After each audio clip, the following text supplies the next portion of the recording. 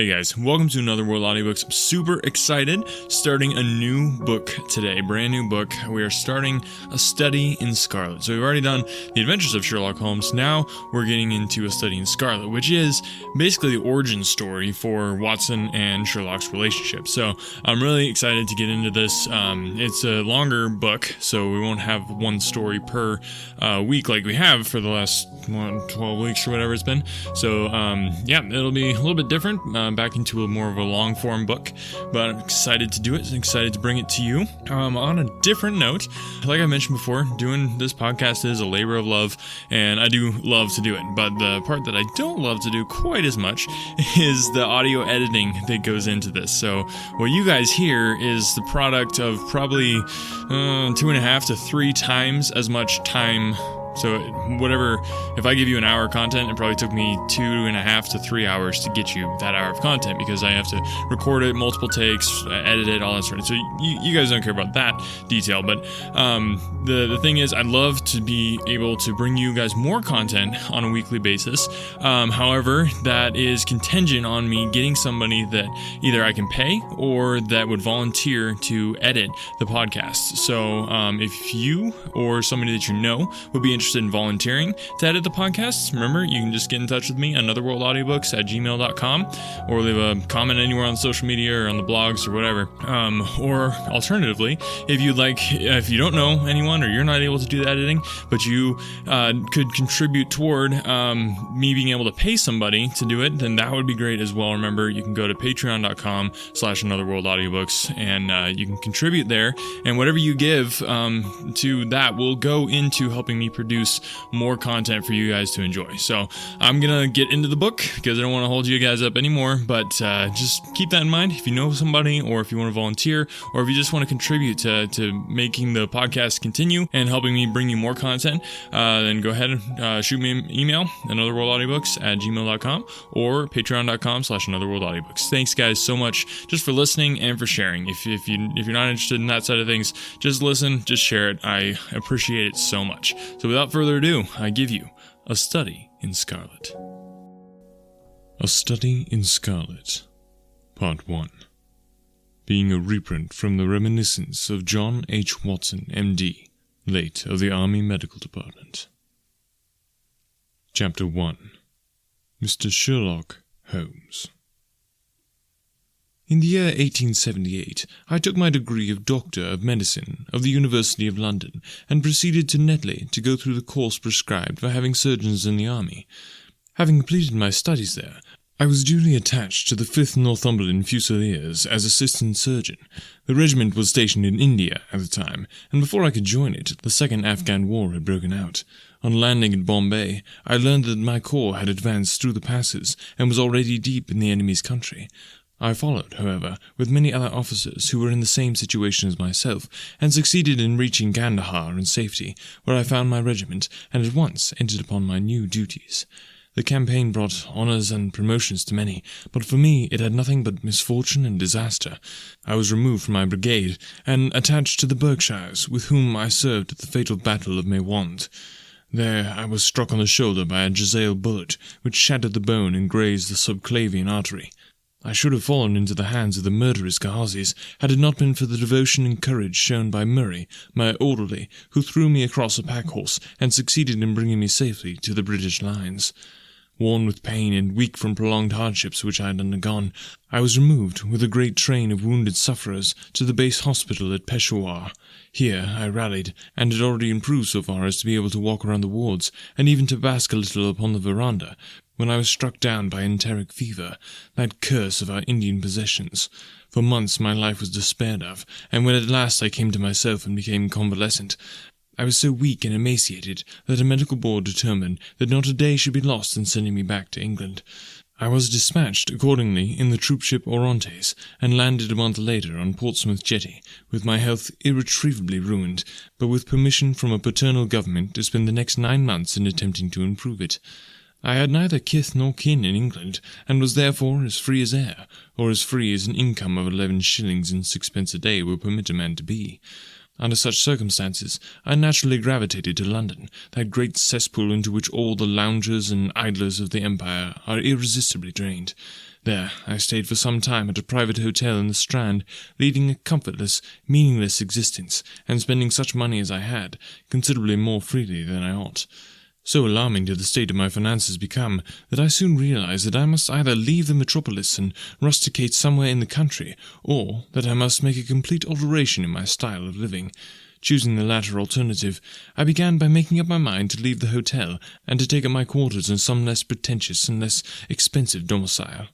On the very day that I had come to this conclusion, I was standing at the Criterion bar, when someone tapped me on the shoulder, and turning round, I recognized young Stamford, who had been a dresser under me at Bart's. The sight of a friendly face in the great wilderness of London is a pleasant thing indeed to a lonely man. In old days, Stamford had never been a particular crony of mine, but now I hailed him with enthusiasm, and he, in his turn, appeared to be delighted to see me. In the exuberance of my joy, I asked him to lunch with me at the Holborn, and we started off together in a hansom. "Whatever have you been doing with yourself, Watson?" he asked in undisguised wonder, as we rattled through the crowded London streets. "You're as thin as a lathe and as brown as a nut." I gave him a short sketch of my adventures, and had hardly concluded it by the time that we reached our destination. "Poor devil," he said commiseratingly, after he had listened to my misfortunes. "What are you up to now?" "Looking for lodgings," I answered, trying to solve the problem as to whether it is possible to get comfortable rooms at a reasonable price. "It's a strange thing," remarked my companion. "You are the second man today that has used that expression to me." "And who was the first?" I asked. "A fellow who was working at the chemical laboratory up at the hospital. He was bemoaning himself this morning because he could not get someone to go halves with him in some nice rooms which he had found, and which were too much for his purse." "By Jove!" I cried. "If he really wants someone to share the rooms and the expense, I am the very man for him. I should prefer having a partner to being alone." Young Stamford looked rather strangely at me over his wine-glass. "You don't know Sherlock Holmes yet," he said. "Perhaps you would not care for him as a constant companion." "Why? What is there against him?" "Oh, I didn't say there was anything against him. He is a little queer in his ideas, an enthusiast in some branches of science. As far as I know, he is a decent fellow enough." "A medical student, I suppose?" said I. "No, I've no idea what he intends to go in for. I believe he is well up in anatomy, and he is a first-class chemist. But as far as I know, he has never taken up any systematic medical classes. His studies are very desultory and eccentric, but he has amassed a lot of out-of-the-way knowledge which would astonish his professors." "Did you never ask him what he was going in for?" I asked. "No, he's not a man that is easy to draw out, though he can be communicative enough when the fancy seizes him." "I should like to meet him," I said. "If I am to lodge with anyone, I should prefer a man of studious and quiet habits. I am not strong enough yet to stand much noise or excitement. I had enough of both in Afghanistan to last me for the remainder of my natural existence. How could I meet this friend of yours?" "He's sure to be at the laboratory," returned my companion. "He either avoids the place for weeks, or else he works there from morning to night. If you like, we shall drive round together after luncheon." "Certainly," I answered, and the conversation drifted away into other channels. As we made our way to the hospital after leaving the Holborn, Stamford gave me a few more particulars about the gentleman whom I proposed to take as a fellow lodger. "You mustn't blame me if you don't get on with him," he said. "I know nothing more of him than I have learned from meeting him occasionally in the laboratory. You proposed this arrangement, so you must not hold me responsible." "If we don't get on, it will be easy to part company," I answered. "It seems to me, Stamford," I added, looking hard at my companion, "that you have some reason for washing your hands of the matter. Is this fellow's temper so formidable, or what is it? Don't be mealy-mouthed about it." "It is not easy to express the inexpressible," he answered with a laugh. "Holmes is a little too scientific for my taste. It approaches to cold-bloodedness. I could imagine his giving a friend a little pinch of the latest vegetable alkaloid, not out of malevolence, you understand, but simply out of a spirit of inquiry, in order to have an accurate idea of the effects. To do him justice, I think he would take it himself with the same readiness. He appears to have a passion for definite and exact knowledge." "Very right, too." "Yes, but it may be pushed to excess. When it comes to beating the subjects in the dissecting room with the stick, it is certainly taking rather bizarre shape." Beating the subjects? Yes, to verify how far bruises may be produced after death. I saw him at it with my own eyes. And yet you say he is not a medical student? No, heavens knows what the objects of his studies are, but here we are, and you must form your own impressions about him. As he spoke, we turned down a narrow lane, and passed through a small side door, which opened into a wing of the great hospital. It was familiar ground to me, and I needed no guiding as we ascended the bleak stone staircase, and made our way down the long corridor with its vista of whitewashed wall and dun-coloured doors. Near the further end, a low arched passage branched away from it and led to the chemical laboratory. This was a lofty chamber, lined and littered with countless bottles. Broad, low tables were scattered about, which bristled with retorts, test tubes, and little Bunsen lamps, with their blue flickering flames. There was only one student in the room, who was bending over a distant table, absorbed in his work. At the sound of our steps, he glanced round and sprang to his feet with a cry of pleasure. "I found it! I found it!" he shouted to my companion, running towards us with a test tube in his hand. "I have found a reagent which is precipitated by hemoglobin, and by nothing else." Had he discovered a gold mine, greater delight could not have shone upon his features. "Dr. Watson, Mr. Sherlock Holmes," said Stamford, introducing us. "How are you?" he said cordially, gripping my hand with a strength of which I could hardly have given him credit. "You have been in Afghanistan, I perceive." "How on earth did you know that?" I asked in astonishment. "Never mind," said he, chuckling to himself. "The question now is about hemoglobin. No doubt you see the significance of this discovery of mine."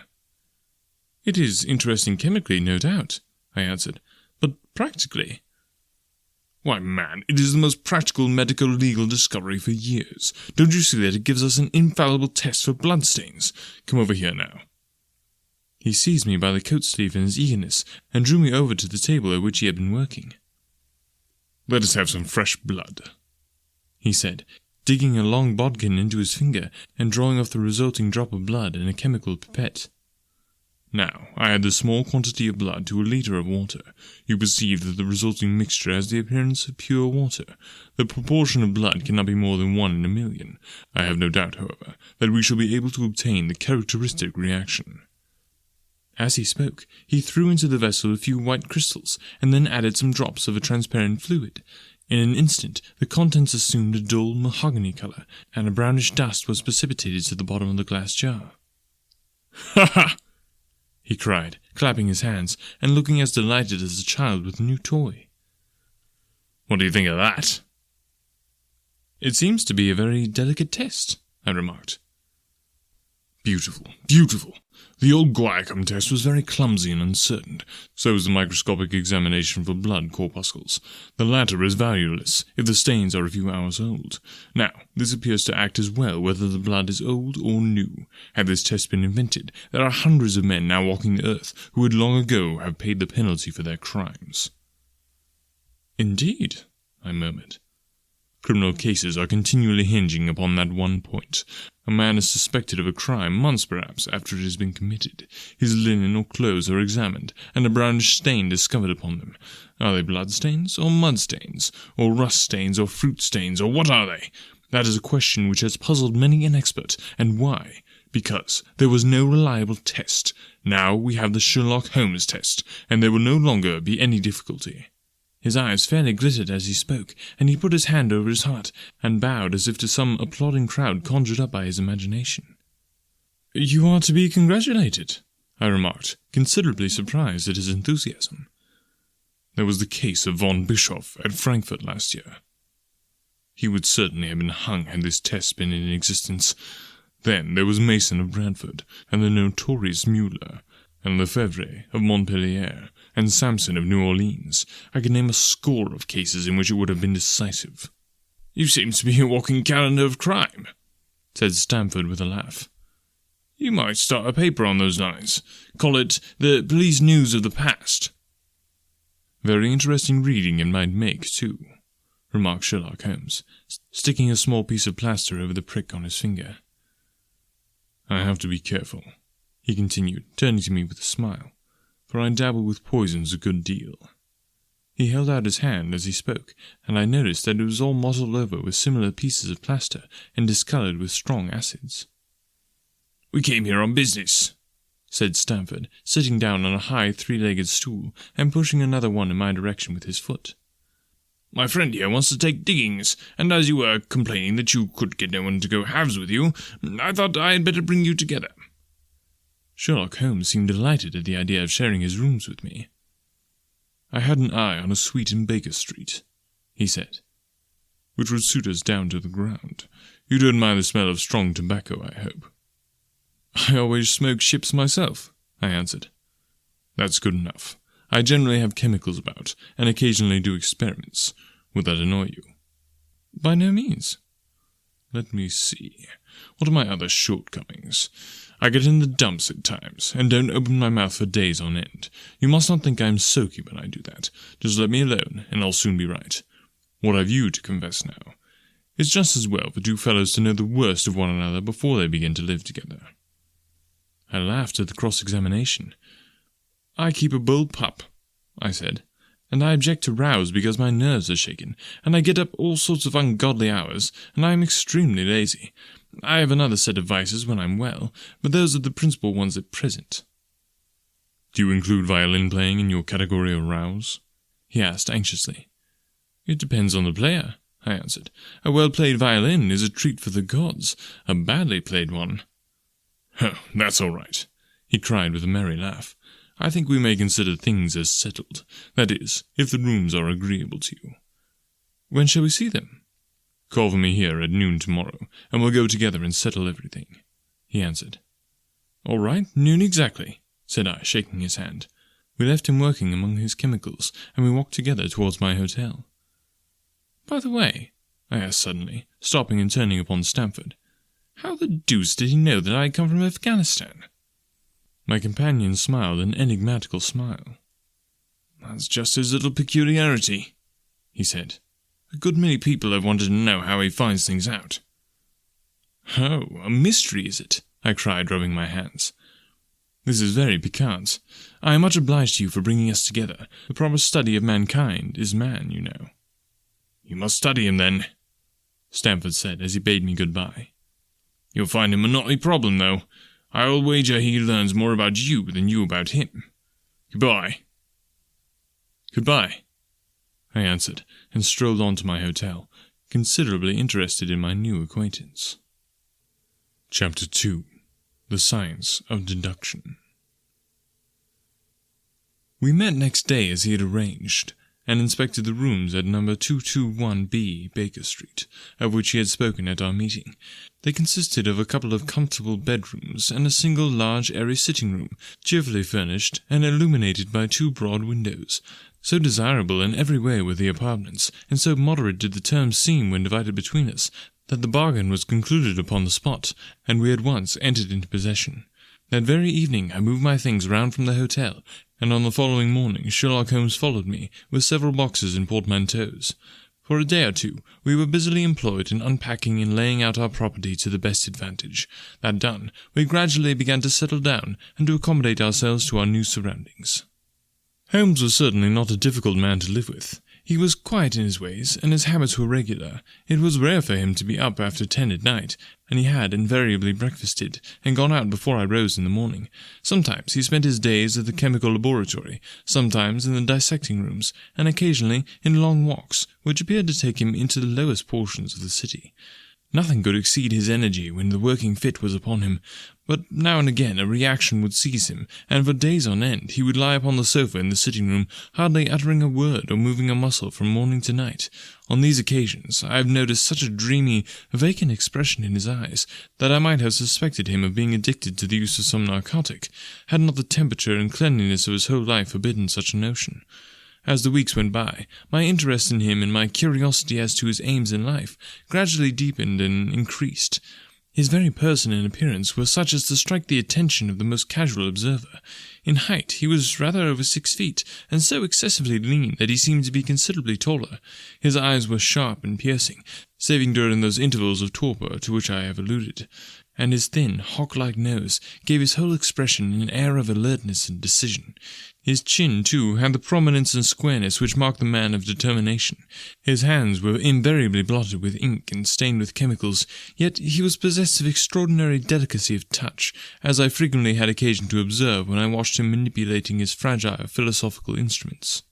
The reader may set me down as a hopeless busybody when I confess how much this man stimulated my curiosity, and how often I endeavoured to break through the reticence which he showed on all that concerned himself. Before pronouncing judgment, however, be it remembered how objectless was my life, and how little there was to engage my attention. My health forbade me from venturing out, unless the weather was exceptionally genial, and I had no friends who would call upon me and break the monotony of my daily existence. Under these circumstances, I eagerly hailed the little mystery which hung around my companion, and spent much of my time in endeavouring to unravel it. He was not studying medicine. He had himself, in reply to a question, confirmed Stamford's opinion upon that point. Neither did he appear to have pursued any course of reading which might fit him for a degree in science or any other recognized portal which would give him an entrance into the learned world. Yet his zeal for certain studies was remarkable, and within eccentric limits his knowledge was so extraordinarily ample and minute that his observations have fairly astounded me. Surely no man would work so hard or attain such precise information unless he had some definite end in view. Desultory readers are seldom remarkable for the exactness of their learning.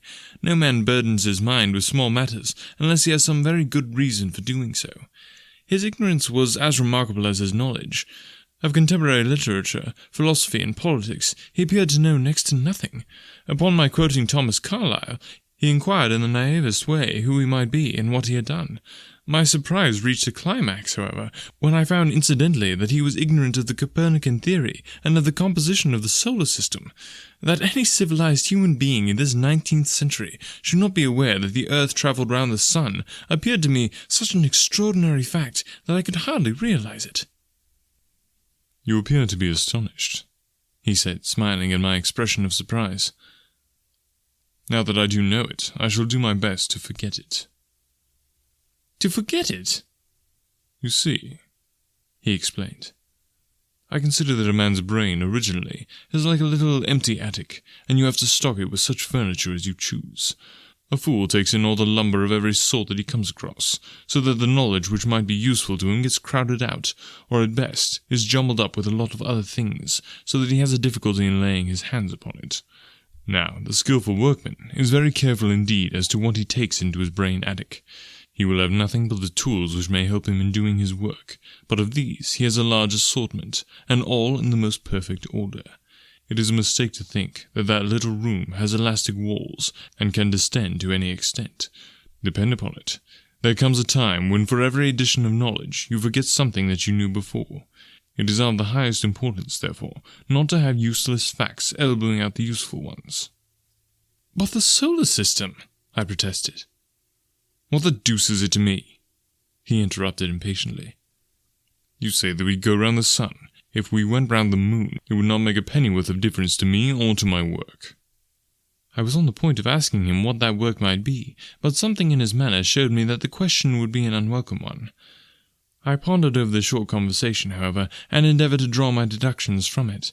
He said that he would acquire no knowledge which did not bear upon his object. Therefore, all the knowledge which he possessed was such as would be useful to him. I enumerated in my own mind all the various points upon which he had shown me that he was exceptionally well informed.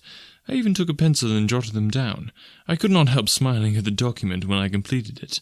It ran in this way: Sherlock Holmes, his limits. Knowledge of literature, nil. Philosophy, nil. Astronomy, nil. Politics, feeble. Botany, variable. Well up in belladonna, opium, and poisons generally. Knows nothing of practical gardening. Geology, practical, but limited. Tells at a glance different soils from each other. After walks, has shown me splashes upon his trousers, and told me by their colour and consistence in what part of London he had received them. Chemistry, profound. Anatomy, accurate but unsystematic. Sensational literature, immense. He appears to know every detail of every horror perpetrated in the century. Plays the violin well. Is an expert single-stick player, boxer, and swordsman. Has a good practical knowledge of British law. When I got so far in my list, I threw it into the fire in despair.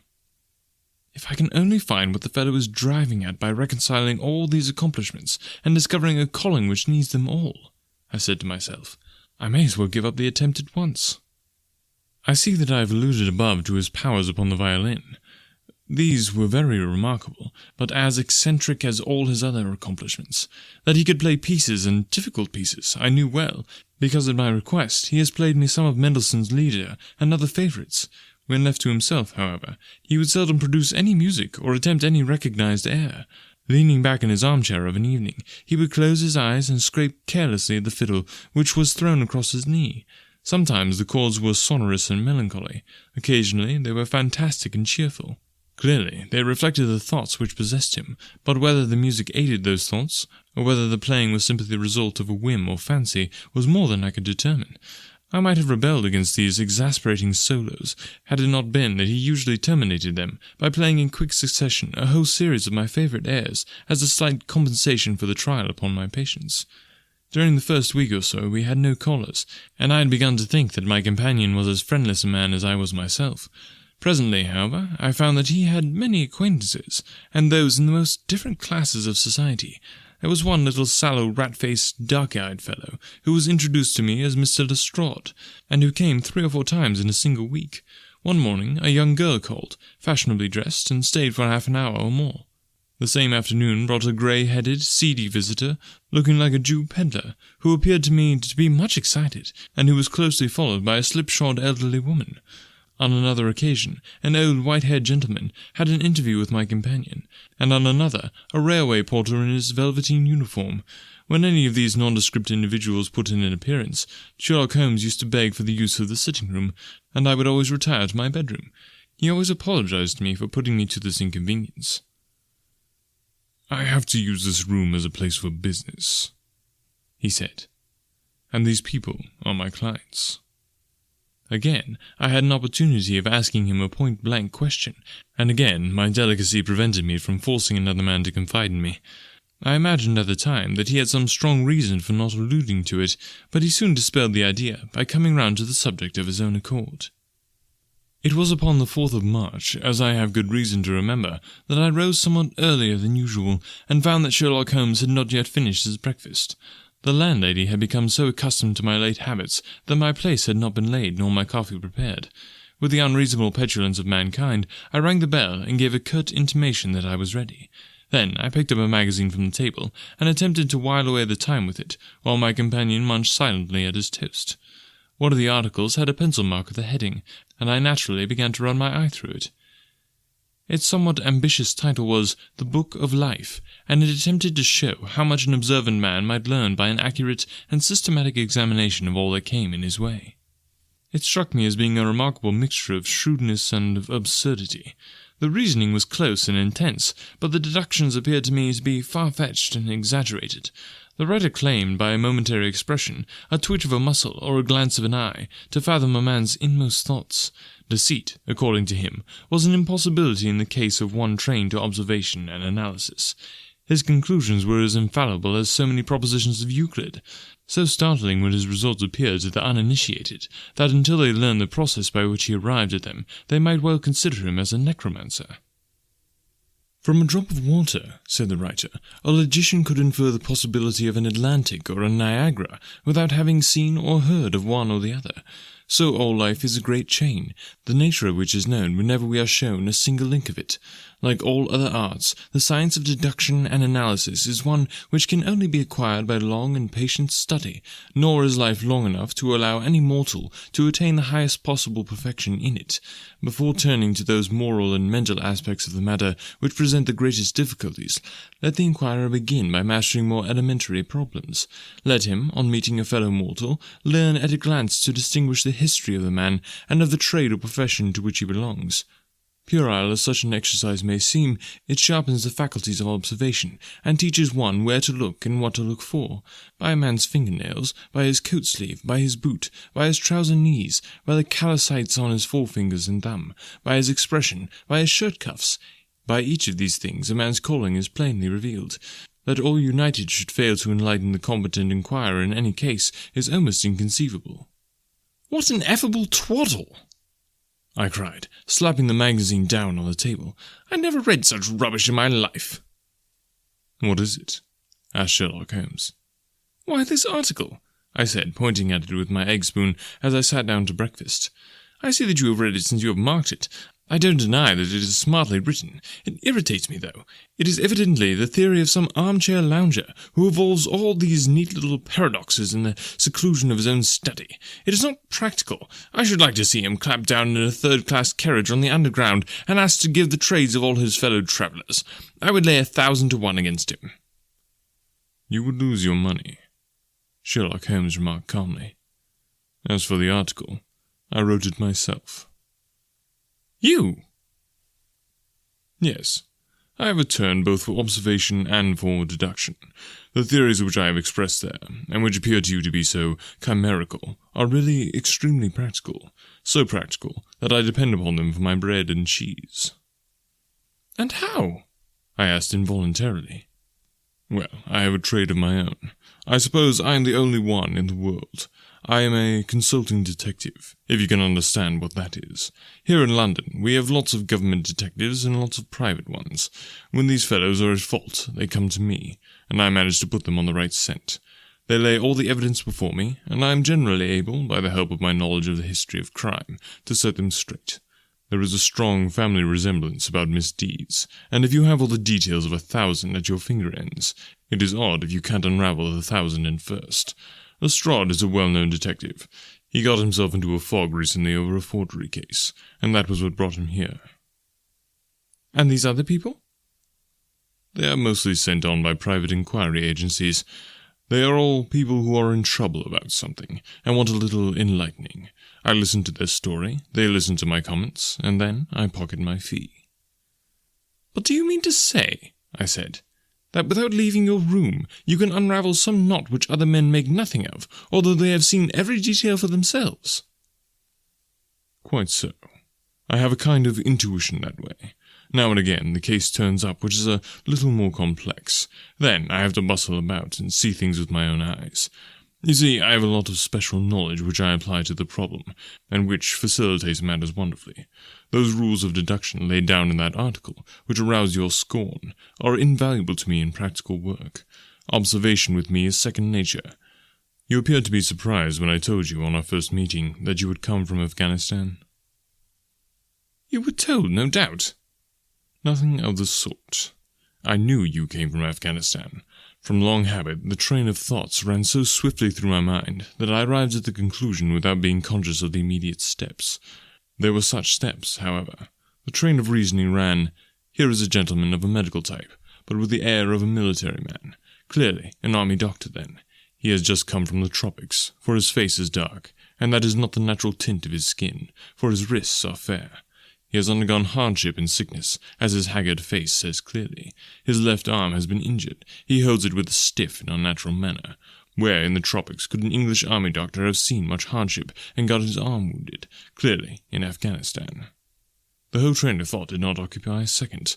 I then remarked that you came from Afghanistan, and you were astonished. "It is simple enough when you explain it," I said, smiling. "You remind me of Edgar Allan Poe's Dupin. I had no idea that such individuals did exist outside of stories." Sherlock Holmes rose and lit his pipe. "No doubt you think that you are complimenting me in comparing me to Dupin," he observed. "Now, in my opinion, Dupin was a very inferior fellow. That trick of his of breaking in on his friend's thoughts with an apropos remark after a quarter of an hour's silence is really very showy and superficial. He had some analytical genius, no doubt, but he was by no means such a phenomenon as Poe appeared to imagine." "Have you read Gaboriau's work?" I asked. "Does Lecoq come up to your idea of a detective?" Sherlock Holmes sniffed sardonically. "Lecoq was a miserable bungler," he said in an angry voice. "He had only one thing to recommend him, and that was his energy. That book made me positively ill. The question was how to identify an unknown prisoner. I could have done it in 24 hours. Lecoq took 6 months or so. It might be made a textbook for detectives to teach them what to avoid." I felt rather indignant at having 2 characters whom I had admired treated in this cavalier style. I walked over to the window and stood looking out into the busy street.